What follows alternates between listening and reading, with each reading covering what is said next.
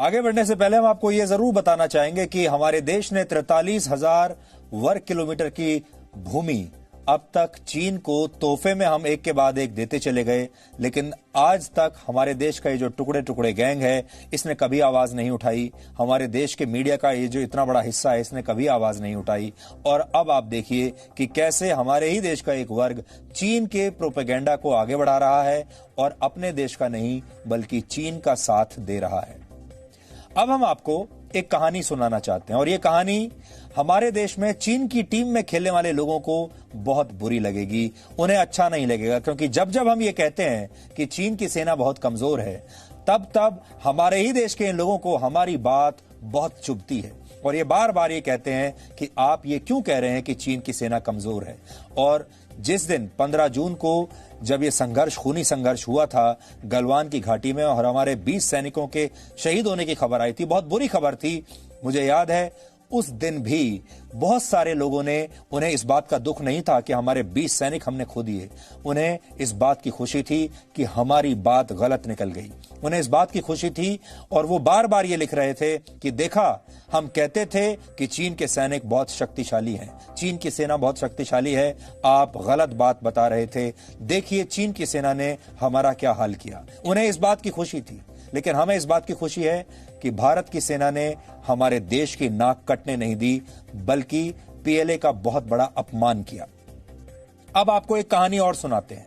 यह कहानी सुनकर आप सब समझ जाएंगे कैसे चीन की सेना असल में सिर्फ कागजी शेर है और जब बात युद्ध के मैदान में असली लड़ाई की आती है तो चीन की सेना ज्यादा देर तक मजबूती से कभी टिक नहीं पाती।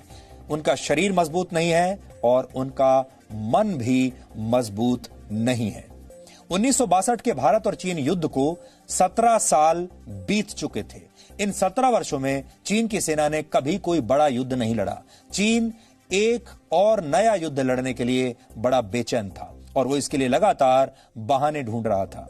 फिर वर्ष 1978 में चीन को एक नया युद्ध लड़ने का मौका मिल गया, जब चीन के पड़ोसी देश वियतनाम ने अपने एक पड़ोसी देश कंबोडिया पर हमला कर दिया और कंबोडिया में खमेर रूज के शासन को समाप्त कर दिया।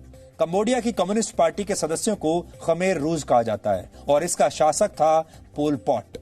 खमेर रूज के शासन में अत्याचारों की वजह से कंबोडिया में करीब 1,70,00,000 लोग तब मारे गए थे, लेकिन चीन को कंबोडिया का यह हिंसक राजनीतिक दल बहुत पसंद था और जब वियतनाम ने कंबोडिया में खमेर रूज के शासन का अंत किया तो चीन को यह बात बहुत बुरी लगी और चीन इसे बचाने के लिए निकल पड़ा। चीन को बहाना मिल गया और उसने 17 फरवरी 1979 को अपनी सेना वियतनाम पर आक्रमण करने के लिए भेज दी। इस युद्ध में चीन के 3,30,000 से ज्यादा सैनिकों ने हिस्सा लिया था, 3,30,000। और इस युद्ध में चीन के करीब 1200 टैंक्स भी शामिल हुए थे, यानी काफी बड़ी ताकत चीन ने झोंक दी थी इसमें, जबकि वियतनाम के सैनिकों की संख्या केवल 1,50,000 थी। यह युद्ध 16 दिनों तक चला था और चीन को यह उम्मीद थी कि वो वियतनाम को बहुत कड़ा सबक सिखाएगा, लेकिन हुआ ठीक इसका उल्टा। चीन की सेना वियतनाम के पहाड़ी और जंगली इलाकों में फंसकर रह गई और वियतनाम के सैनिकों ने चीन के सैनिकों को बर्बरता से मारना शुरू कर दिया। इसके लिए वियतनाम के सैनिकों ने गुरिल्ला युद्ध की रणनीति अपनाई, यानी घात लगाकर हमला किया। वियतनाम के ये सैनिक कभी सुरंगों से बाहर निकलकर अचानक से हमला कर देते थे, तो कभी जंगलों में पेड़ों से कूदकर चीन के सैनिकों को चौंका देते थे। इसके अलावा वियतनाम के सैनिकों ने बूबी ट्रैप्स और लैंड माइंस का भी बहुत इस्तेमाल किया। वियतनाम के सैनिकों ने बांस का इस्तेमाल भी हथियार के तौर पर किया।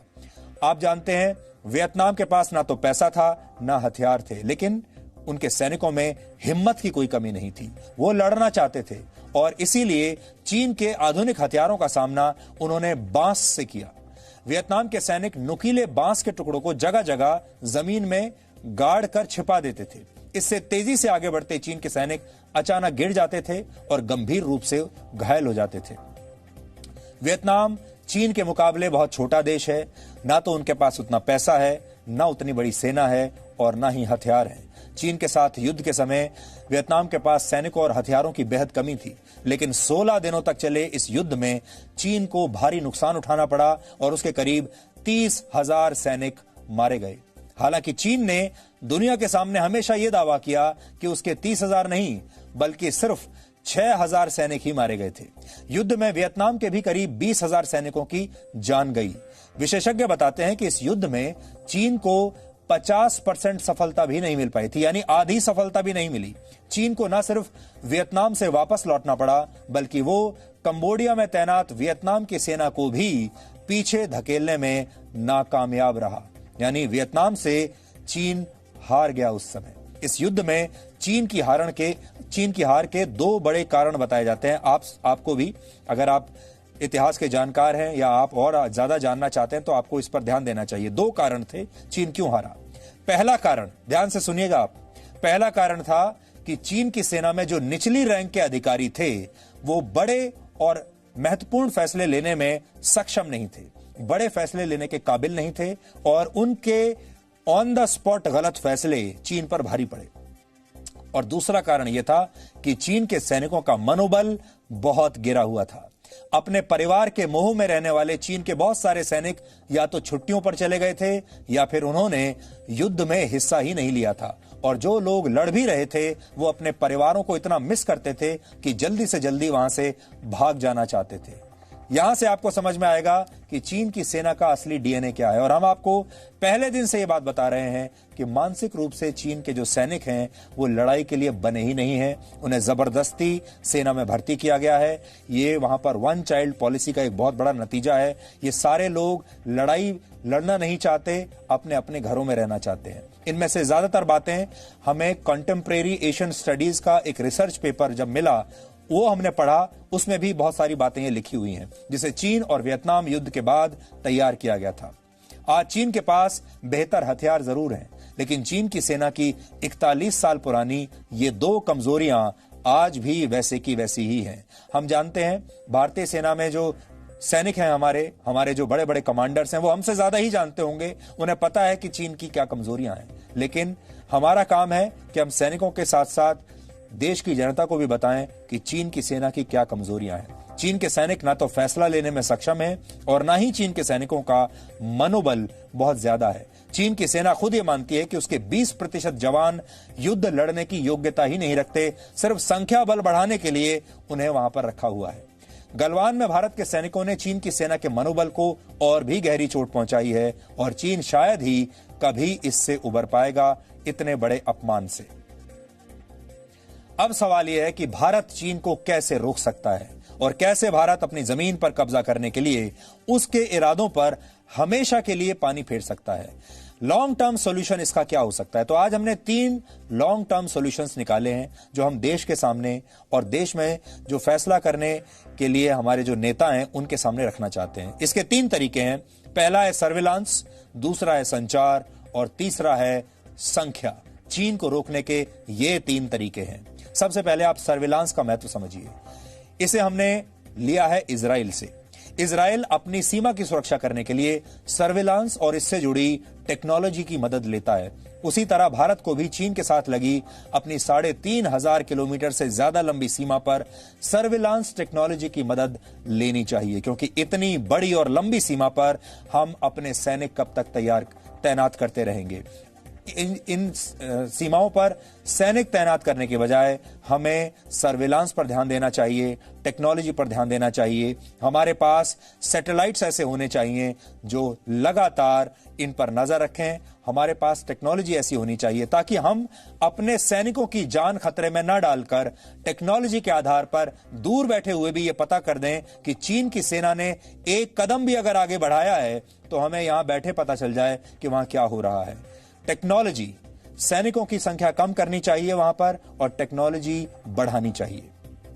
इजराइल भी अपनी सीमा पर बड़ी संख्या में सैनिक तैनात नहीं करता, अपने सैनिकों को वेस्ट नहीं करता। उनके पास वैसे भी सैनिकों की संख्या बहुत कम है, बल्कि वो दुश्मनों को रोकने के लिए टेक्नोलॉजी की मदद लेता है। और इसके लिए इजराइल ने एक बॉर्डर सिक्योरिटी सिस्टम का निर्माण किया है। इसमें दिन के समय लंबी दूरी तक देखने में सक्षम कैमरे और रात में दुश्मन की गतिविधियों का पता लगाने में सक्षम नाइट विजन कैमरे शामिल हैं। ये कैमरे 3rd generation thermal imaging technique से लैस हैं और ये कैमरे रात के घने अंधेरे में भी किसी जगह के तापमान में आए परिवर्तन परिवर्तन का पता लगा लेते हैं और सैनिकों को एहसास हो जाता है कि दुश्मन घुसपैठ की कोशिश कर रहा है। इसके अलावा डिटेक्शन रेडार्स का भी इस्तेमाल होता है। ये रेडार बॉर्डर पर कई किलोमीटर दूर तक नजर रखने में सक्षम है।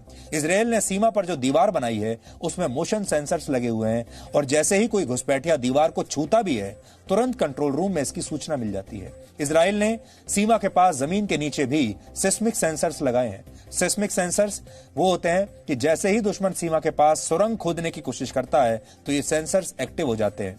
भारत इन सभी टेक्नोलॉजी का इस्तेमाल कर सकता है। इसके अलावा भारत सैटेलाइट्स की मदद से भी दुश्मनों पर लगातार नजर रख सकता है। लो फ्लाइंग सैटेलाइट्स होते हैं, उनकी मदद ली जा सकती है और हाल ही के दिनों में सैटेलाइट्स का इस्तेमाल बढ़ने से ही चीन और पाकिस्तान की गतिविधियों पर नजर रखना हमारे लिए आसान हुआ है और भारत इसका ज्यादा से ज्यादा इस्तेमाल करके चीन जैसे देशों की सेना पर 24 घंटे हर मिनट नजर रख सकता है। चीन को रोकने का दूसरा तरीका है संचार। इसके तहत चीन की सीमा के पास ज्यादा से ज्यादा सड़कों और इंफ्रास्ट्रक्चर का निर्माण किया जाना चाहिए। सीमा के पास ज्यादा से ज्यादा एयरपोर्ट्स और हवाई पट्टियों का निर्माण होना चाहिए। लद्दाख में चीन की सीमा के पास भारत के 2 एयरपोर्ट्स हैं और इनके नाम है फुकचे लोमा और चुशुल एयरपोर्ट। इन दोनों एयरपोर्ट्स की स्थिति सुधारकर भारत का इस्तेमाल सेना और नागरिकों को यहां तक पहुंचाने के लिए कर सकता है। इसके अलावा हमें मोबाइल फोन नेटवर्क और 5G जैसी टेक्नोलॉजीज का इस्तेमाल करके संचार प्रणाली को इन इलाकों में बेहतर करना चाहिए। जब चीन जैसा देश माउंट एवरेस्ट पर 5G का नेटवर्क टावर लगा सकता है तो फिर भारत ऐसी जगहों पर, गलवान वैली जैसी जगहों पर हम ऐसे टावर्स क्यों नहीं लगा सकते। हमें वहां पर संचार ठीक करना चाहिए जहां मोबाइल फोन चल सकें, जहां इंटरनेट चल सके, जहां हमारे देश के नागरिक वहां तक जा सकें और जहां तक हवाई जहाज उतर सकें, हेलीकॉप्टर्स जा सकें। चीन के साथ लगी सीमा पर मोबाइल फोन नेटवर्क की स्थिति अच्छी ना होना सबसे बड़ी कमी है और इस कमी को जल्द से जल्द दूर किया जाना चाहिए। यानी दूसरा जो तरीका है वो संचार और तीसरा तरीका है संख्या। इसके तहत सरकार को लद्दाख जैसे इलाकों में न सिर्फ नागरिकों की संख्या बढ़ानी चाहिए बल्कि ज्यादा से ज्यादा संख्या में देशी और विदेशी पर्यटकों को यहां आने के लिए आकर्षित करना चाहिए। सरकार को चीन की सीमा के साथ लगे गांवों में ज्यादा से ज्यादा लोगों को बसाना चाहिए क्योंकि एक बंजर और निर्जन इलाके पर दावा जताना आसान होता है लेकिन जिन इलाकों में बड़ी संख्या में भारत के लोग रहने लगेंगे उस पर कब्जा करना चीन के लिए आसान नहीं होगा। इसके अलावा अगर ज्यादा से ज्यादा विदेशी पर्यटकों को इन इलाकों में पर्यटन के लिए लाया जाएगा तो इससे अंतर्राष्ट्रीय स्तर पर यह बात साबित हो जाएगी कि ये इलाके भारत के हैं क्योंकि इन विदेशी नागरिकों को यहां घूमने के लिए भारत अपना वीजा जारी करेगा और यह भी अपने आप में एक बड़ा अंतर्राष्ट्रीय प्रमाण होगा कि लद्दाख के ये सारे इलाके ये भारत के इलाके हैं। इसलिए ये 3 जो सॉल्यूशंस हैं, रोकने के 3 तरीके हैं, ये आज हम देश के सामने रखना चाहते हैं। इसके लिए हमें वहां इकोनॉमिक एक्टिविटीज भी बढ़ानी पड़ेंगी, वहां पर अर्थव्यवस्था ठीक करनी पड़ेगी, लोगों के लिए रोजगार बनाने पड़ेंगे। जो लोग खेती करना चाहते हैं, हॉर्टिकल्चर करना चाहते हैं, कोई और काम करना चाहते हैं, वहां के जो लोकल ट्राइबल लोग हैं उन्हें हमें ज्यादा से ज्यादा एनकरेज करना पड़ेगा कि वो उन इलाकों में जाकर बसें, वहां रहें और जो भी काम वो करना चाहते हैं वो वहां पर करें। चीन के मामले में आज कांग्रेस ने पूर्व प्रधानमंत्री मनमोहन सिंह को आगे कर दिया और उनके कंधे पर बंदूक रखकर अपनी राजनीति का निशाना लगाया। डॉक्टर मनमोहन सिंह ने सरकार को कहा है कि चीन के मामले में सरकार कोई कमी न छोड़े, नहीं तो यह देश से विश्वासघात होगा। मनमोहन सिंह ने यह भी कहा है कि प्रधानमंत्री को अपने बयान से चीन को बढ़ावा नहीं देना चाहिए। असल में मनमोहन सिंह राहुल गांधी की बातों और उनकी राजनीति को ही आगे बढ़ा रहे हैं क्योंकि जब डॉक्टर मनमोहन सिंह खुद देश के प्रधानमंत्री थे तो उस वक्त चीन की घुसपैठ के बारे में सब जानते थे। एक अनुमान के मुताबिक 2010 से 2013 के बीच चीन ने 600 से ज्यादा बार घुसपैठ की।